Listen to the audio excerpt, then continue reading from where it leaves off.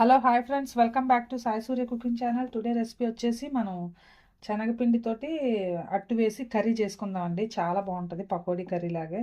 So కాకపోతే పకోడీలు deep fry చేస్తాం, దీన్నేమో మనం దోశలాగా వేసి కర్రీ చేసుకుంటే బాగుంటుందండి. దానికి ఒక బౌల్ అంతా శనగపిండి తీసుకున్న, ఒక కప్పు, కొద్దిగా ఒక చిన్న 2 ఉల్లిపాయలు ఇలా కట్ చేసుకోవాలండి నిలువుగా, కొద్దిగా పచ్చిమిర్చి ముక్కలు, అలాగే అల్లం ముక్కలు. ముందుగా అయితే మనం దీన్ని కలుపుకుందామండి. పిండిలోనే ఈ అల్లం, పచ్చిమిర్చి, అలాగే ఉల్లిపాయ ముక్కలు, రుచికి సరిపడినంత సాల్ట్ కూడా వేసుకుందామండి. రుచికి సరిపడినంత సాల్ట్ అండి, ఉప్పు. అలాగే ఇప్పుడు కొద్దిగా నీళ్లు పోసుకొని అట్టులా కలుపుకోవాలండి. మనం అట్టుకి దోశకి ఎలా వేస్తాం అలా కలుపుకోవాలి. ఇదంతా కూడా బాగా కలుపుకొని మనం ఒక ప్యాన్ పెట్టుకొని అట్టు వేసుకున్నాక అప్పుడు కర్రీ చేద్దామండి. అంటే పకోడీలు మనం ముందు రోజు చేసుకుంటాం కదండి, మిగిలిపోతే కర్రీ చేసుకోవచ్చు. ఇది అయినా అది డీప్ ఫ్రై ఐటమ్ కదా, సో ఇదైతే తక్కువ ఆయిల్ పడుతుంది కదండి, ఇలా కూడా చేసుకోవచ్చు, చాలా బాగుంటుంది. ఎప్పుడైనా మా అమ్మ చేసేదండి, అందుకే నేను కూడా చెప్తున్నాను, చాలా బాగుంటుందని. ఓకేనండి, ఇప్పుడు ఇది మనం కలుపుకున్నాం కదా, ఇప్పుడు స్టవ్ వెలిగించి ఒక ప్యాన్ పెట్టుకుందాం. ఓకేనండి, స్టవ్ వెలిగించి ఒక ప్యాన్ పెట్టుకున్నాం కదా, కొద్దిగా ఆయిల్ వేసుకుందాం అండి.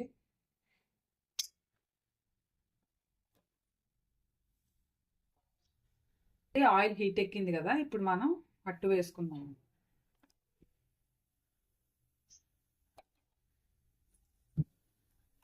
ఓకేనండి, ప్యాన్ హీట్ ఎక్కింది కదా, మనం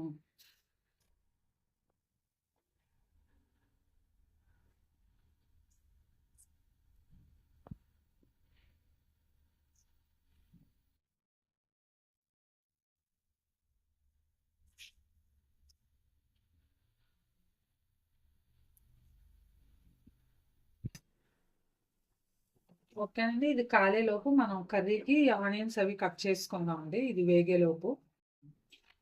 ఓకేనండి, ఒక సైడ్ వేగిపోయింది కదా, రెండో సైడ్ కూడా.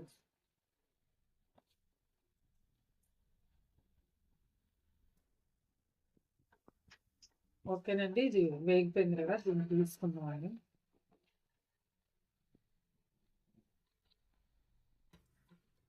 అలాగే కొద్దిగా ఆయిల్ వేసుకొని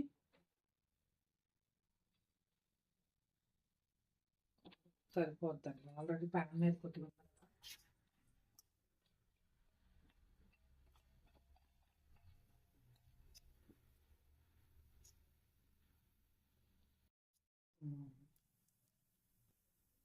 ఓకేనండి, ఈ అట్టు కూడా రెడీ అయిపోయింది. దీన్ని కూడా రెండో వైపు తీసుకుందాం. ఓకేనండి, ఇది కూడా అయిపోయిందండి, తీసుకుందాం. అదే స్టవ్ మీద ఇంకొక కళాయి పెట్టుకుందాం అండి. కళాయి పెట్టుకొని ఇప్పుడు కర్రీకి సరిపడా ఆయిల్ వేసుకుందాం.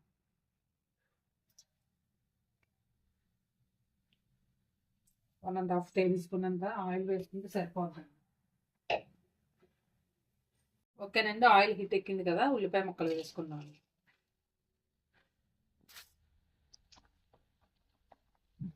ఆయిల్ హీట్ ఎక్కేసి ఆనియన్స్ వేసుకున్నాం కదండి, ఇప్పుడు పచ్చిమిర్చి కూడా వేసుకున్నాం అండి. ఓకేనండి, ఆనియన్స్ గోల్డ్ కలర్ లోకి వచ్చాయి కదా, ఇప్పుడు పచ్చిమిరపకాయలు వేసుకుందాం అండి. కొద్దిగా నెక్స్ట్ కొద్దిగా కరివేపాకు వేస్తాను. కొద్దిగా అల్లం వెల్లుల్లి పేస్ట్ వేసుకుందాం అండి. కొద్దిగా అల్లం వెల్లుల్లి పేస్ట్ అండి.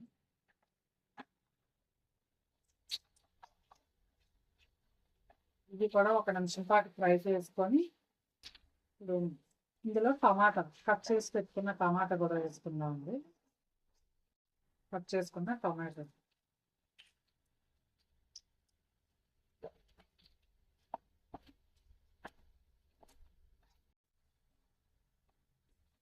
ఓకేనండి, ఇప్పుడు టమాటా వేసింది కదా, మనం ఇప్పుడు కొద్దిగా ఉప్పు వేసి 5 నిమిషాలు మూత పెడదామండి. టమాటా కొంచెం మగ్గుతుంది కదా, సో రుచికి సరిపడినంత, అంటే కొద్దిగా తగ్గించి వేసుకుందాం అండి, ఎందుకంటే అట్లా వేసాం కదా, మళ్ళీ ఎక్కువైపోద్ది. టమాటా మగ్గే వరకు మూత పెడదామండి. ఓకేనండి, ఒక 5 నిమిషాలు అయింది కదా, చూసారా టమాటా ఉడికింది కదా, మగ్గింది కాబట్టి ఇప్పుడు మనం కారం వేసుకుందాం అండి. 1.5 స్పూను కారం, అలాగే కొద్దిగా జీలకర్ర పొడి, కొద్దిగా జీరా పౌడర్, కొద్దిగా ధనియాల పొడి, కొద్దిగా గరం మసాలా పొడి అండి, గరం మసాలా. సో వీటన్నిటిని కూడా బాగా కలుపుకొని మనం, ఓకేనండి. ఇది పకోడీ కర్రీ కదా, సో దీన్ని కొంచెం చింతపండు రసం వేస్తే కూడా మధ్యలో చక్కగా మంచి పుల్ల పుల్లగా చాలా రుచిగా ఉంటుందండి తెపాస్ కూడా. సో కొద్దిగా మనం ఈ కారం వేగేలోపు చిన్న చింతపండు నానబెట్టుకున్నాం అండి. ఓకేనండి. ఇలా ఆయిల్ కూడా పైకి వస్తుంది కదా, సో వేగింది కదండి. ఇప్పుడు మనం ఇందులో చెప్పాను కదండి చింతపండు కొద్దిగా నానబెట్టాను. సో దాన్ని ఈ మాత్రం చింతపండు అయితే సరిపోతుంది. ఇలా ఈ రసం అందులో వేసుకున్నాను.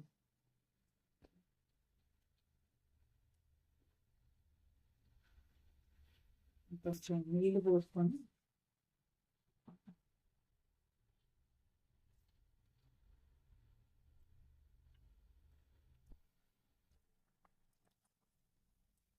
ఈ మాత్రం చింతపండు రసం చాలండి. కొద్దిగా నీళ్ళు పోసుకున్నాం.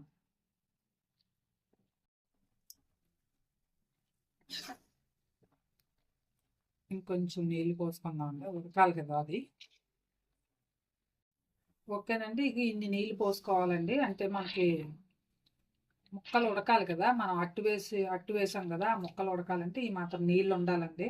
సో ఇన్ని నీళ్ళు పోసుకున్నాం కదా, ఇప్పుడు ఈ అట్టుని ఈ 2 అట్లు పీసెస్ కింద కట్ చేసి వేసుకున్నాం.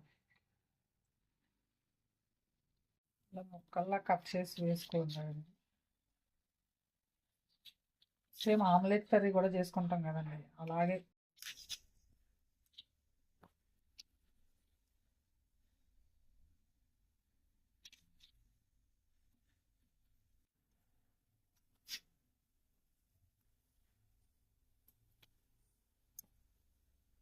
పిల్లలకు కూడా తీసుకొని తినడానికి కూడా బాగుంటుంది, చూడడానికి కూడా ఆమ్లెట్ లాగే ఉంటుంది కదండి. ఒక్కోసారి ఎగ్స్ లేనప్పుడు ఇలా కూడా చేసి పెట్టవచ్చండి. నెక్స్ట్ ఇది కూడా అలాగే కట్ చేసుకున్నాం. ఇది కూడా అలాగే కట్ చేసుకున్నాం అండి. ఓకేనండి. మనం ఈ పీసెస్ అన్నీ కూడా ఇందులో వేసుకున్నాం.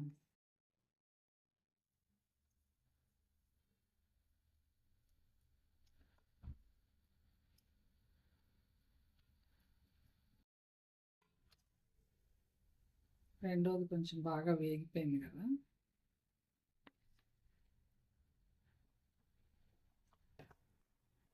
ఓకేనండి.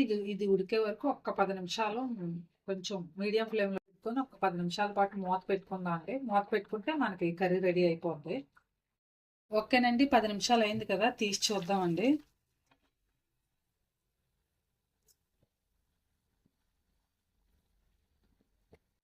ఇలా ఉండాలండి. ఇలా ఉంటే మనకి రైస్కి పిల్లలకి కలుపుకోవడానికి చాలా బాగుంటుంది. ఓకేనండి. కర్రీ రెడీ అయిపోయింది కదా, సో ఇప్పుడు స్టవ్ ఆఫ్ చేసి ఒక సర్వింగ్ బౌల్లోకి తీసుకున్నాను. ఇలా సర్వింగ్ బౌల్లో వేసుకొని సర్వ్ చేసుకోవడం. ఓకే, శనగపిండి అట్టుతో కర్రీ రెడీ అయిపోయిందండి. చాలా బాగుంటుందండి, ఎస్పెషల్లీ రైస్లోకి చాలా బాగుంటుందండి. సో మీరు కూడా ట్రై చేయండి. ట్రై చేసి టేస్ట్ చేసి మీ ఫ్రెండ్స్కి కూడా షేర్ చేయండి. నచ్చితే కనుక ఒక కామెంట్ కూడా పెట్టండి. Please like and subscribe my channel. Bye friends. మళ్ళీ నెక్స్ట్ వీడియోలో ఇంకో వంటతో కలుద్దాం.